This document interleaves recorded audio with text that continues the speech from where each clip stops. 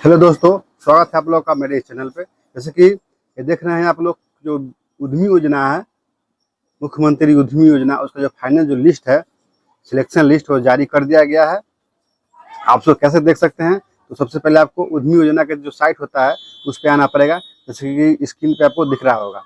उसके बाद ये देखिए, इसी में कल अब बताया था आपको कि आपको कल ही आपका लिस्ट जारी कर दिया जाएगा। ये देखिए, इसमें क्लिक कीजिएगा। यहाँ पे क्लिक करने के बाद देखिए, पूरा मुख्यमंत्री उद्यमी योजना वित्तीय वर्ष 2024 और 25 अंतर्गत दिनांक 23 तारीख 8वां महीना 2024 को कंप्यूटर द्वारा लॉटरी के माध्यम से चयन समिति द्वारा औपबंधिक रूप से चयनित लाभुकों की सूची, तो सूची आपको जारी कर दिया गया है। देखिए सूची, इसमें कैटेगरीज वाइज है। आप जिस तरह से फॉर्म भरे हुएगा जिस कैटेगरी में, हाँ, उस तरह का कैटेगरी वाइज दिया गया होगा। देखिए, SC/ST के लिए SC/ST कैटेगरी ए में भरे हुएगा, तो आपको ये डाउनलोड करना पड़ेगा। उसके बाद SC/ST कैटेगरी बी के लिए ये है, सी के लिए ये है। उसी प्रकार EBC के लिए भी कैटेगरी A, B, C दिया गया हुआ है। उसके बाद देखिए, महिला के लिए भी अलग दिया गया हुआ है। देखिए, महिला के लिए हो गया महिला कैटेगरी A, महिला कैटेगरी B और महिला कैटेगरी C। उसके बाद युवा भी है, उसका MI भी है। तो इसमें आपको कैटेगरी, आप जब फॉर्म अप्लाई किए हुए थे तो उस पर आपको चेक करना होगा कि आप किस कैटेगरी में भरे थे और आपका सिलेक्शन हुआ है कि नहीं। आप डाउनलोड करके आप पता कर सकते हैं। इसमें आपको दिखाते हैं हम डाउनलोड करके। जब PDF आप डाउनलोड कीजिएगा उसका, इस तरह से आपको आएगा। देखिए, department of industries, government of Bihar, ये जो लिस्ट जारी किया गया है वो प्रोविजनल है, provisional list of selected candidate है। इसके बाद आपको डॉक्यूमेंट वेरिफिकेशन होता है, वो डॉक्यूमेंट वेरिफिकेशन होगा। उसमें अगर आप छटा जाते हैं तो आपका मेरिट लिस्ट में नाम नहीं रहेगा।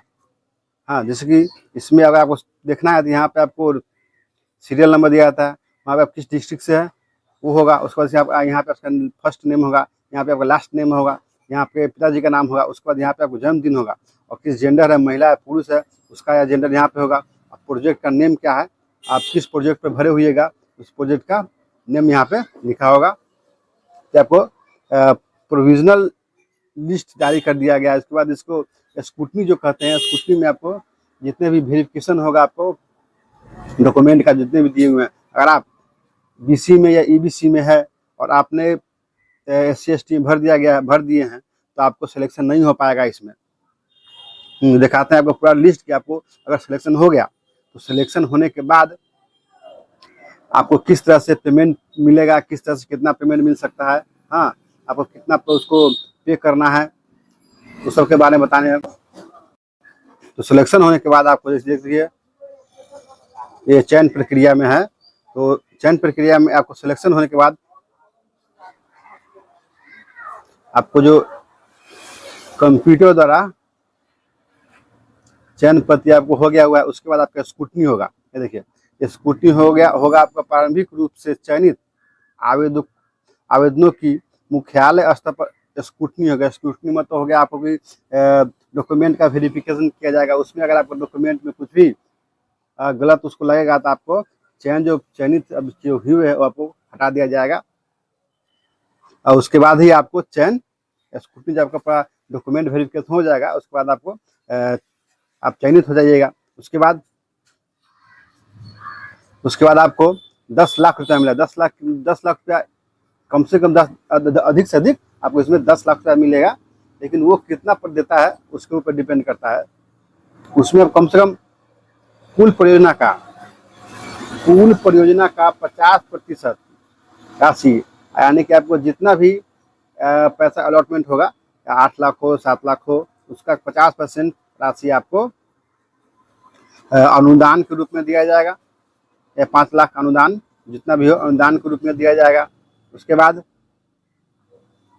और शेष 50%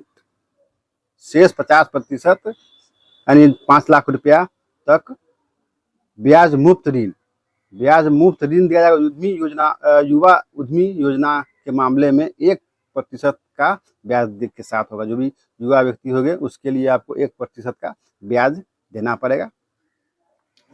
उसके बाद देखिए, जब आपका चयन हो जाएगा उसके बाद आपको अंतिम रूप से चयनित अभ्यर्थियों को, जो अभी पूरी तरह से चयनित हो जाएगा उसको आपका मैसेज आ जाएगा। तो आपको चयनित अभ्यर्थियों को प्रथम चरण में 6 दिवसीय प्रशिक्षण कराया जाए। आपको प्रशिक्षण लेना ही लेना है, आपको प्रशिक्षण इसमें लेना ही होगा।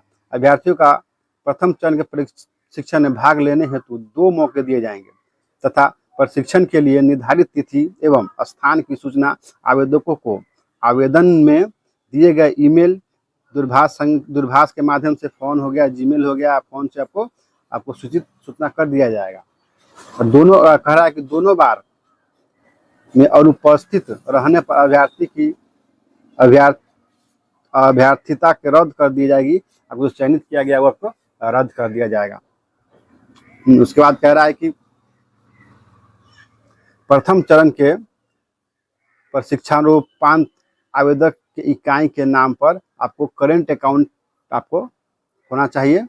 प्रथम किस्त की राशि भुगतान आपको RTGS या NEFT के माध्यम से आपको कर दिया जाएगा।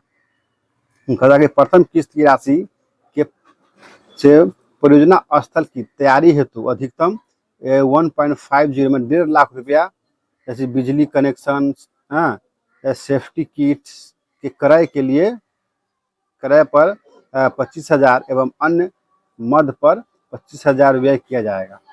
जो भी था, आपको रेंट लेना हो, आपको रूम रेंट पे लेना ही होगा, आपको GST बनाना होगा। उसके बाद उद्यमी जो भी उद्यमी खुल रहे हैं उसका एक पेपर बनाना पड़ेगा, GST ऐड करके उसको आपको इस पोर्टल पर अपलोड करना पड़ेगा। देखिए उसके बाद आगे क्या कर रहा है, तो लाभुकों को जो प्रथम किस्त होगा, ये कहता है लाभुकों को प्रथम किस्त का प्रतियोगिता प्रमाण पत्र राशि प्राप्त हेतु 90 दिनों के अंतर्गत उद्यमी पोर्टल पर अपलोड करना होगा तथा अपलोड किए गए उपयोगिता को जांच क्षेत्रीय पदाधिकारी द्वारा करते हुए अपनी अनुशंसा के, इसमें कह रहा है कि जब आपको प्रथम किस्त मिलेगा तो उसका जो 90 दिनों के अंदर आप उस किस्त को किस तरह से खर्च करते हैं, मशीन खरीदते हैं या आपको रेंट देते हैं, या जो भी काम आप इस किस्त कीजिएगा उसका टोटली आपको GST बिल होना चाहिए। GST बिल आपका नहीं होना होगा तो फिर आपको दिक्कत हो जाएगा। अब जो भी खरीदिएगा तो GST बिल के साथ खरीदिएगा, ताकि आपको इसको ये इस पोर्टल पे हो गया, आपको उसी पोर्टल पर आपको वो डॉक्यूमेंट आपको अपलोड करना पड़ेगा कि आपको बशर्ते आपको दिखाना पड़ेगा कि हम यहाँ पे इतना रुपया यहाँ पे खर्च किया गया है, GST के साथ दिखाना पड़ेगा। तो ये आपको दिखाना। जब आपका प्रथम किस्त का जो भी डॉक्यूमेंट जो क्या किस चीज़ में खर्च किए गए हैं वो आप दिखा दीजिएगा, तो फिर आपको प्रशिक्षण दिया जाएगा दूसरे किस्त के लिए। देखिए दूसरे चरण के लिए 6 दिन का प्रशिक्षण फिर से कराया जाएगा और फिर से आपको उसमें 2 बार मौका दिया जाएगा, देखिए चयन होने के लिए। उसके बाद फिर से वही आपको अपडेट रहेगा कि फिर से आपको करेंट अकाउंट में आपको जैसे RTGS या NEFT के माध्यम से पैसा आपको भेज दिया जाएगा। और फिर दूसरा किस्त भी है, आपको किस चीज़ में खर्च करते हैं और पूरा लिस्ट आपको GST के साथ फिर से अपलोड करना पड़ेगा, ताकि तृतीय किस्त के लिए आपको पैसा मिल जाए। टोटल आपको इसमें 3 किस्त में आपको पैसा मिलेगा। और उस पैसा को आपको भुगतान कैसे करना है ये भी नीचे दिया गया है, दिखाते हैं आपको। देखिए कहा गया है कि अगर योजना अंतर्गत प्रथम, द्वितीय और तृतीय किस्त प्राप्त लाभुकों द्वारा अपना उद्यम इकाई स्थापित नहीं करने तथा परियोजना राशि द्वारा दुरुपयोग करने पर उसके विरुद्ध PDR एक्ट के तहत कार्रवाई करते हुए एक मुक्त राशि की वसूली की जाएगी। मतलब आप इसका लाभ उठा लेते हैं, आप पैसा कहीं और खर्च कर देते हैं, इसके अगर पता चलेगा तो आप पर इस पर कार्रवाई किया जा सकता है। फिर कहता है क्या, योजना अंतर्गत द्वितीय तृतीय किस्त का भुगतान होने के 1 वर्ष के बाद, जब आपका जो तीनों किस्त का भुगतान जब हो जाएगा उसके बाद 1 वर्ष के बाद लाभुकों द्वारा कुल परियोजनाओं का 50% अर्थात ऋण राशि का रिश्वतवाद भुगतान मतलब पेमेंट के माध्यम से आपको इसे पोर्टल पर जाकर उद्यमी पोर्टल पर जाकर पेमेंट ऑप्शन में जाकर आपको इसको भुगतान करना है। ये आपको 84 इंस्टॉलमेंट देता है कि 84 दिन का 84 महीना का इंस्टॉलमेंट देता है कि हर एक मंथ में आपको कितना पे करना है, उसके अनुसार आपको इस पर आपको हर एक मंथ में पे करना पड़ेगा। आपको निर्धारित समय पर ऋण राशि का किश्तवार भुगतान नहीं करने पर लाभुकों को चिन्हित करते हुए उनके विरुद्ध नियमानुसार कार्रवाई की जाएगी। अगर ये जो दिया गया हुआ है कि आपको इतना किस्त आपको इतना महीना में हर एक महीने में इतना इतना चुकाना है, अगर उसमें भी आप नहीं चुका पाते हैं तो आप पर नियम अनुसार जो होगा वो आपको कार्रवाई किया जाएगा। तो ये रहा आपको उद्यमी योजना का लिस्ट और पेमेंट कैसे देना है और पेमेंट कैसे प्राप्त होता है। तो वीडियो को लाइक सब्सक्राइब शेयर जरूर कीजिएगा और देखने के लिए बहुत बहुत धन्यवाद।